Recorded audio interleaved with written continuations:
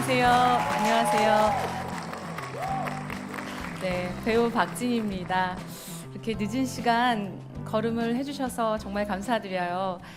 밖에서 보셨겠지만 제가 오늘 여러분과 이 시간에 함께 나눌 이야기는 지구를 찾기 위한, 환경을 위한 골든타임입니다. 골든타임은 사고 발생 후에 아픈 사람의 생사를 결정지을 수 있는 치료가 이루어져야 하는 최소한의 시간이죠. 요즘 지구가 아프다, 시름한다, 뭐 이런 얘기 많이 들어보셨을 텐데요. 심각한 증상을 겪고 있는 우리 지구, 그 골든타임은 지났을까요? 여러분 어떻게 생각하세요? 얼마 안 남았다. 얼마 안 남았다. 네, 맞습니다. 근데 저는 개인적으로요, 사실 지났다고 생각했어요. 지금 인류가 사는 이번 인류세는 이렇게 마무리가 되는구나라고요. 그런데 제가 기후 우울증을 겪고 극복하면서 새로운 희망이 생기더라고요. 그래서 오늘 여러분과 그때 새로운 골든타임을 리셋하게 된 그때에 대해서 이야기 나눠 보려고 해요. 여러분, 기후 우울증이라는 단어 들어보셨나요? 안 들어보셨어요? 기후 위기가 나와 나의 가족의 생명, 그리고 더 나아가서는 국가와 인류의 존속에 영향을 줄 거라는 생각으로 불안, 우울, 스트레스, 무기력감을 느끼는 거예요. 그래서 저는 실제로 그 기후 위기 때문에 일어나는 자연재해 뉴스 보도 너무 많잖아요. 그런 걸 볼 때마다 저런 일이 우리 아이한테 일어나면 어떡하지? 저런 일이 내가 사는 곳에 일어나면 어떡하지라는 생각으로 불안했어요. 그런데 나는 우리 아이들을 위해서는 뭐든지 할 수 있는 엄마인데 자연재해는 제가 어떻게 할 수가 없잖아요. 그런 생각을 하니까 더욱 무기력해지더라고요. 그러니까 더 우울해지는 거예요. 그렇게 세상이 곧 끝날 것 같았고 희망이 없다고 생각할 무렵 오늘처럼 환경 강의를 할 기회가 있었습니다. 그때는 지속 가능한 환경 이야기를 하고 있었는데요. 제가 환경을 위해서 실천하고 있는 실천법들을 좀 소개하는 자리였어요. 막 얘기를 하고 있는데 갑자기 그런 생각이 들더라고요. 나는 이제 희망이 없다고 생각하는데, 나는 이제 골든타임이 지났다고 생각하는데 내가 지금 이 자리에서 이렇게 열심히 이야기를 하는 게 과연 무슨 소용이 있을까라는 생각이 들기 시작한 거예요.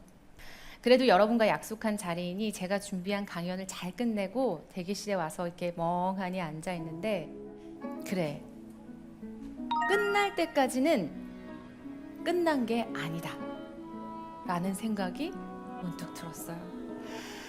그리고 평정심이 생겼습니다. 미래가 밝아서 그런 게 아니었어요. 아직 일어나지 않은 미래를 걱정할 것만이 아니라 문제 해결을 위해서 끝까지 내가 할 수 있는 일을 해야겠다라고 생각하니까 오히려 미래가 보이더라고요. 물론 안타깝게도 우리가 이런 이야기를 나눈 지금 이 순간에도 지구 평균 온도는 오르고 있고 지구 온난화는 가속화되고 있습니다. 사실 우리는 지금 지구를 걱정할 게 아니라 인류를 걱정해야 할 때입니다. 저는 우리 아이 둘을 걱정해야 돼요. 이대로 지구가 점점 뜨거워져서 지구 평균 온도가 이전과 비교해서 2도가 오른다면 인간이 할 수 있는 일은 없습니다. 인간이 그 어떤 실천을 하고 행동을 해도 바꿀 수 없는 상태가 돼요.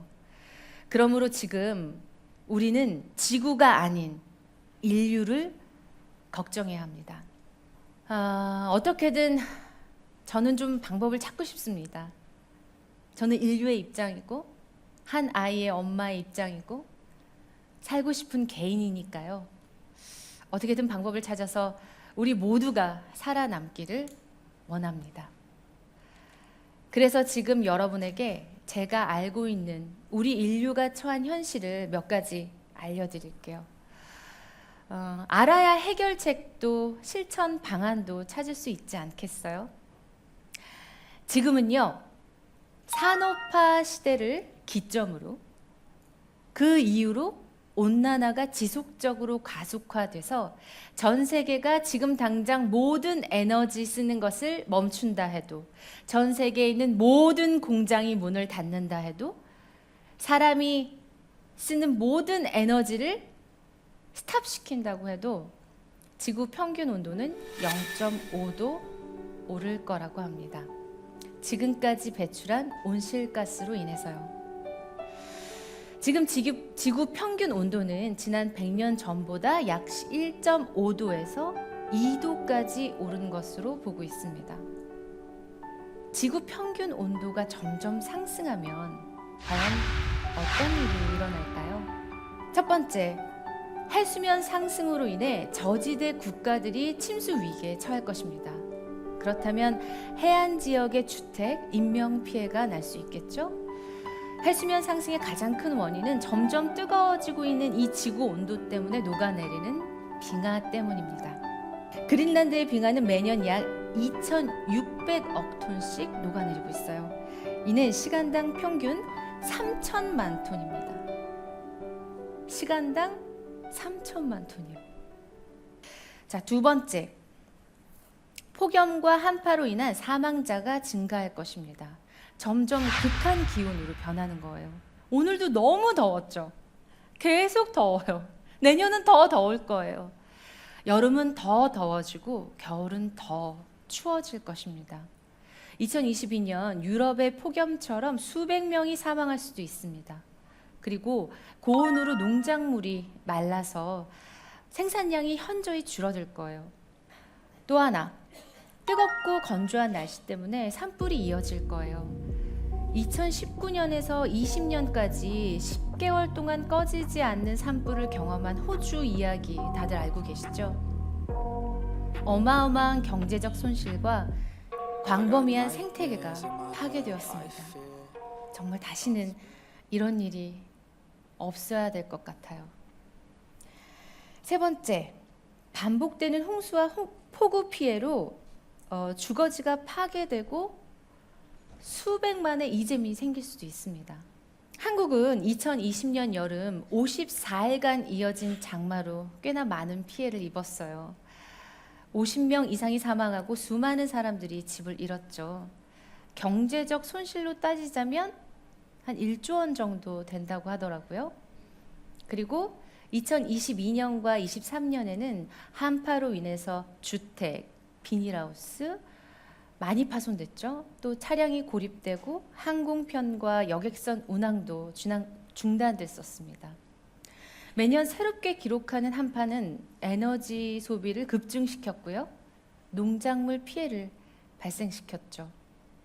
자, 네 번째. 앞에서 말한 이 모든 문제가 기후위기, 기후변화로 인해 발생하는 심각한 문제이지만 제가 요즘 생각하는 환경 문제들 가운데 가장 심각한 게 뭔가요? 라고 물으신다면 종의 멸종이라고 말씀드리고 싶어요. 기후변화로 인해 서식지가 파괴되고 많은 종이 멸종 위기에 처했습니다. 특정 종의 멸종은 그 종이 속한 생태계 전체를 붕괴시킨다는 의미예요. 특히나 꿀벌의 감소는 우리가 생각한 것 이상의 결과를 가져다 줄 것 같습니다. 아인슈타인은 꿀벌이 사라진다면 인류도 4년 안에 멸망할 것이다 라는 말을 남겼죠. 꿀벌은 지구에 사는 모든 작물의 75%의 수분을 담당합니다. 이는 우리가 먹는 식량의 상당 부분 영향을 주는 거예요. 꿀벌이 사라진다면 작물 생산이 크게 감소하고 결국 식량 가격에 영향을 주겠죠. 특히 저소득 국가와 가정에 큰 영향을 미칠 것입니다. 그리고 무엇보다 문제가 되는 건 생태계가 파괴될 거예요. 꿀벌이 수분을 매개하지 못하면 많은 식물종들이 사라지게 될 것입니다. 그러면 식물종이 변식하지 못해 당연히 식물에게 의존하는 동물들이 먹이와 서식지를 잃게 되겠죠. 먹이사슬 중 최고 상층에 있는 우리 인간이 안전할 수 없다는 뜻입니다. 어쩔 수 없이 인간도 지구에서 터전을 잡고 지구의 자원을 먹고 쓰면서 살고 있잖아요. 5번째, 점점 또 너무 심각한 얘기를 하려고 하니까 표정들이 더 안 좋아지시는데요. 인간이 더 많은 질병으로 아파할지도 모릅니다. 대기 오염이 악화되어서요, 호흡기 질환이 증가될 수 있겠죠. 또 기후 변화로 인해 전염병 발생이 현저히 많아질 수 있습니다.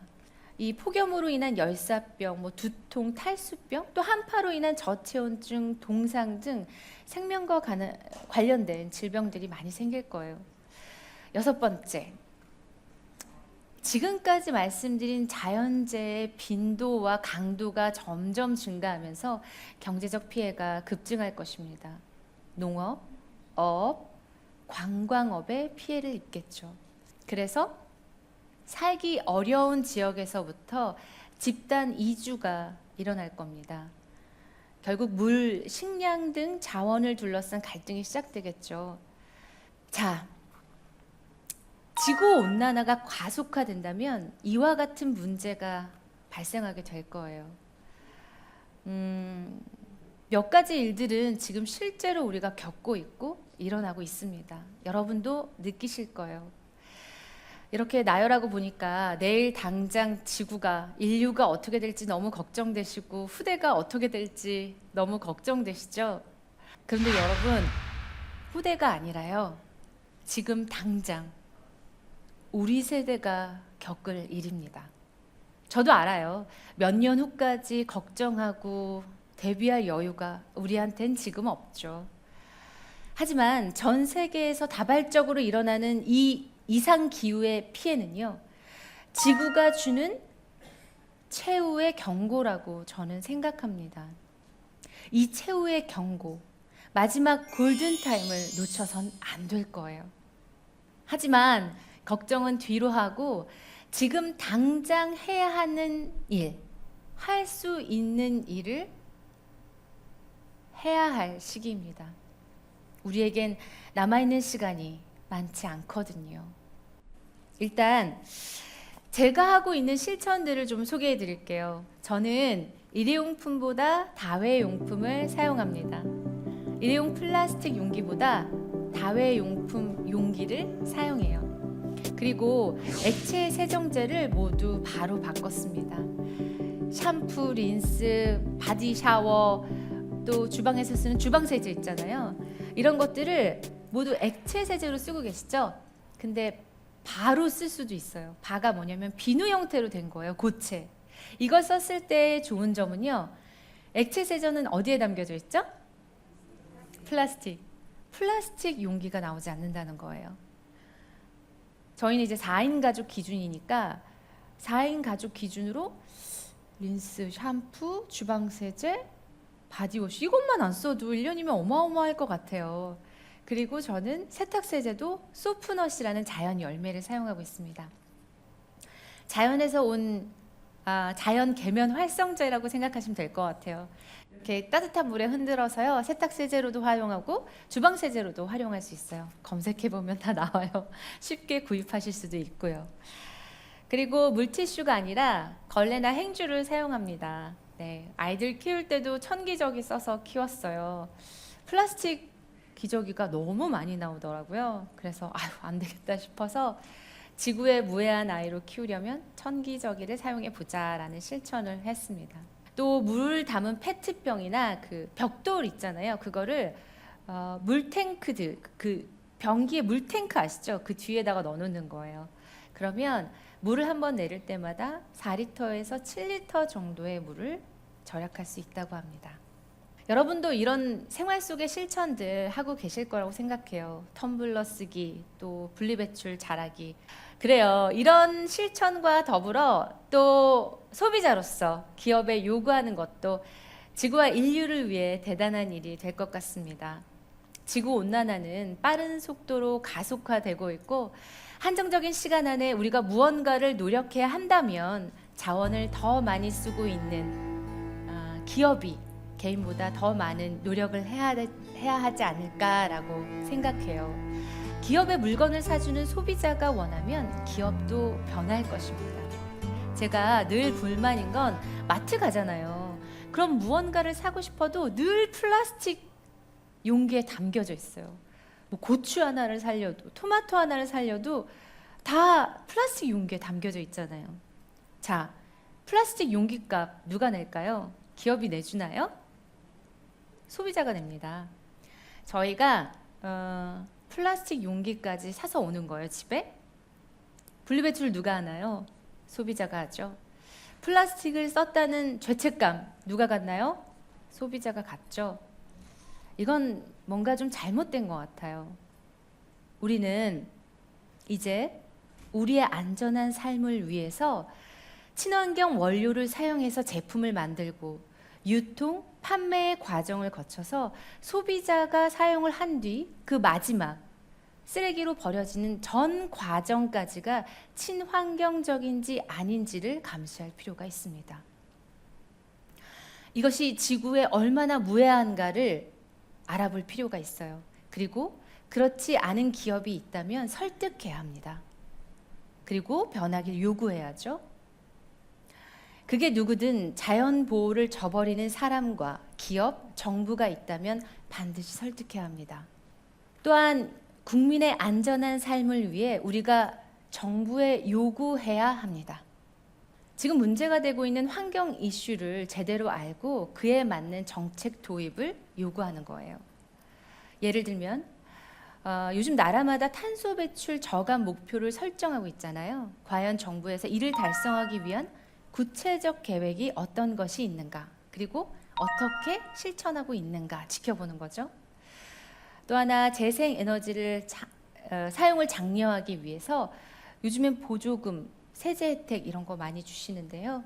이런 시책들, 이런 행정들이 더욱더 많이 생기기를 기대해보고 또 늘어나면 좋을 것 같습니다. 그리고 태양광, 풍력, 지열 등 재생에너지 있잖아요. 지금보다 늘리는 정책도 분명히 환경에 도움이 될 거라고 생각해요. 저는 수소차를 타고 있는데요. 수소차 굉장히 편하더라고요. 그 충전 때문에 좀 고민하시는 분들이 간혹 있으신 것 같아요. 근데 저는 이제 출퇴근하는 직업이 아니고 집 근처는 자동차보다는 자전거를 이용하고 있어서 사실 일주일에 제가 차를 쓰는 시간은 그렇게 많지 않아서 막 충전을 꼭 이때 해야 된다, 뭐 정기적으로 해야 된다, 뭐 이런 게 없어서 대충 보니까 뭐 3주에 한 번, 한 달에 한 번, 뭐 요 정도로 하고 있는 것 같아요. 근데 이제 출근을 하시거나 영업을 하시는 분들은 충전소가 너무 없어서 충전소 때문에 좀 불편하다라는 그런 느낌을 가지시는 분들이 계시더라고요. 좀 충전 인프라를 더 많이 보급하고 또 전기차와 수소차, 친환경 교통수단을 늘리고 그 보급을 확대해야 이용자가 더욱 늘 테니까요. 기후 붕괴를 막기 위해서 정말 국민과 정부, 기업 그리고 국제사회가 모두 협력해서 만들어 가야 하는 일이라고 생각합니다. 국민은 정부의 강력한 기후 정책과 재생에너지 확대, 또 에너지 효율성 개선 등을 요구하고요. 각 나라는 국제 협정을 준수하고 기술 및 자원 공유하고요. 공동 연구 및 개발을 통해서 기후 변화에 대응해야 할 것입니다. 이러한 협력과 노력만이 지속 가능한 미래를 보장할 수 있을 거예요. 우리는 지금 골든타임을 바로 앞두고 있습니다. 골든타임은 환자의 생명을 구할 수 있는 마지막 남은 시간이잖아요. 마찬가지로 우리가 이렇게 아무런 실천을 하지 않고 있으면, 우리가 아무런 실천을 하지 않고 시간을 보내버린다면 인류를 구할 수 있는 시간은 사라질 거예요. 결국 손쓸 수 없는 상황이 되기 전에 지금, 오늘, 당장 그 무엇이라도 실천해 보자고요. 더 많이 먹고 더 많이 쓰고 싶은 인간의 욕심은 지구 환경을 파괴시키고 다른 생명까지 멸종 위기에 처하게 했습니다. 그리고 마침내 스스로 자멸하게 하는 상황을 만들었어요. 왜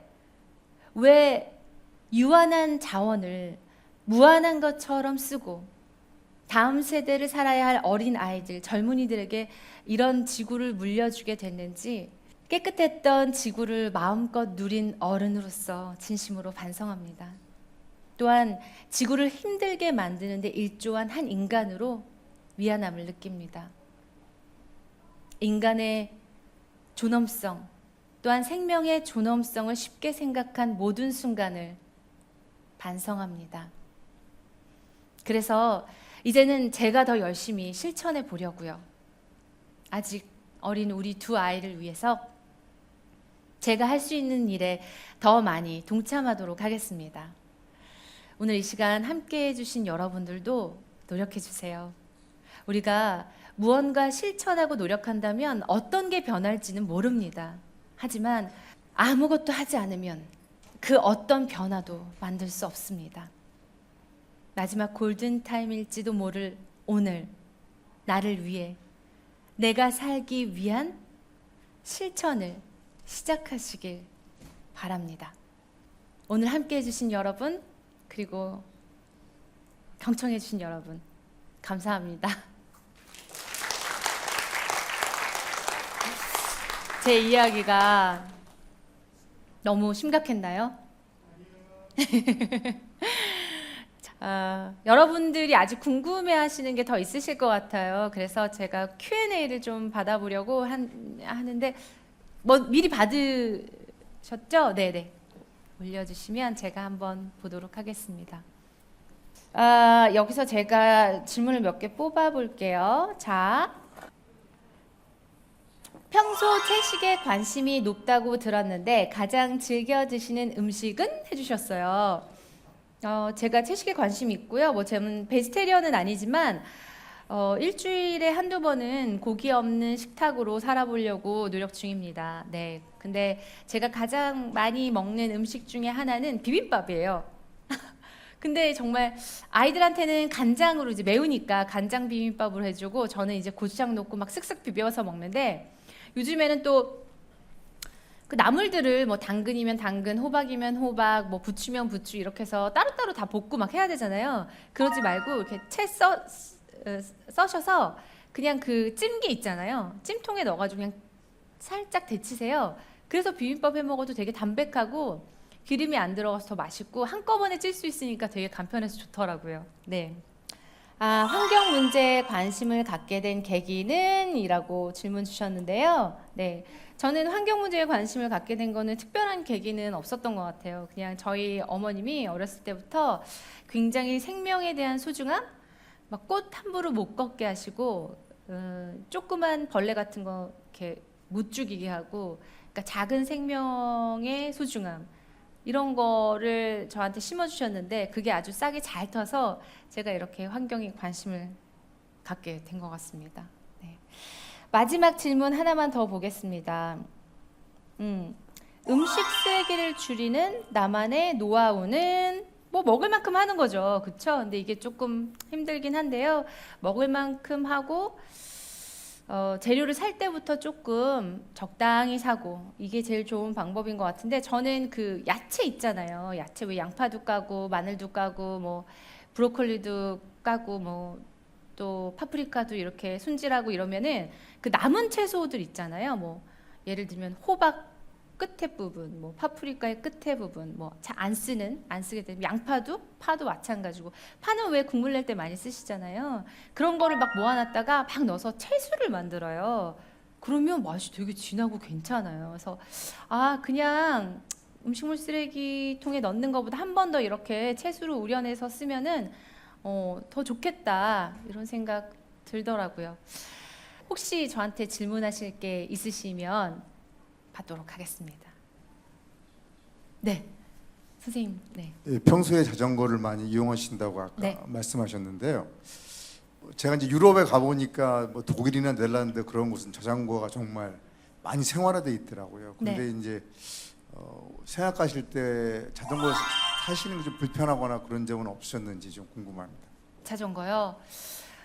사실 불편함이 없었던 것 같아요. 저는. 그러니까 제가 신도시에 살고 있는데 요즘에 신도시의 자전거 도로를 너무 잘 해놓으셔가지고 너무 덥고 너무 추운 게 문제긴 하지만 그래도 가까운 거리는 자전거가 편하고 또 뭐 어디 가가지고 주차하고 올라가고 뭐 이러면 사실 자전거를 타고 가나 차를 타고 가나 들여지는 그 시간은 비슷하더라고요. 그래서 동네는 무조건 자전거로 다니고 있습니다. 네. 또 있으실까요?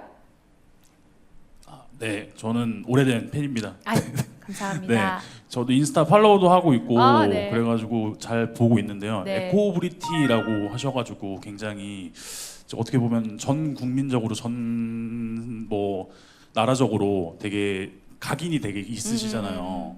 그렇게 사시기에 조금 약간 피곤한 면이 없으실지, 그리고 그런 것들을 좀 그 유혹이 많이 있지 않습니까? 뭐 종이컵이나 이런 거 쓰는 것들에 대해서도 굉장히 안 쓰신다고 들었는데 네네네. 그런 유혹들을 좀 어떻게 좀 음. 해결을 하시는지 좀 궁금합니다. 그랬던 적이 있었던 것 같아요. 정말 저도 이제 막 제가 활동하고 이런 강연을 하면서 플라스틱 쓰면 안 됩니다. 일회용 컵 쓰시면 안 돼요. 이렇게 강연하고 어느 날 텀블러를 안 가져간 거예요. 근데 커피가 너무 마시고 싶어요. 그럼 못 마시는 거예요. 아니 다른 사람들이 내가 플라스틱 쓰는 거 보면은 도대체 어떻게 생각을 하겠어? 이런 생각 때문에. 근데요, 제가 자주 드리는 말씀이 있거든요. 그 행복한 걸 지속 가능한 만큼, 지속 가능한 실천을 행복한 만큼 실천하세요. 이렇게 말씀드려요. 그 커피 한 잔이 뭐라고 그걸 못 마셔요, 제가. 제가 평소 환경을 위해서 얼마나 열심히 노력하는데 제 행복도 중요하잖아요. 그래서 그런 날은 정 마시고 싶으면 마셔요. 그래서 옛날엔 또 그런 부담이 있었어요. 너무 이렇게 환경 문제로 나는 배운데 마치 이렇게 환경 운동가로만 비춰지는 거 아니야? 라는 고민이 있었는데 요즘은 그것도 제 몫이라고 생각해요. 원하겠습니다. 네, 감사합니다. 네. 자, 이것으로 오늘 강연의 마무리를 하겠습니다. 지구가 평화로웠던 1000년 전으로 다시 돌아갈 수 없겠지만 우리가 무언가 노력하고 실천하고 변한다면 그 시기를 늦출 수는 있을 거라고 생각해요. 조금 더 안정적인 환경이 만들어지길 바라면서 여러분과 그 기대를 함께 나누면서 오늘 이 시간 마무리하겠습니다. 감사합니다, 여러분.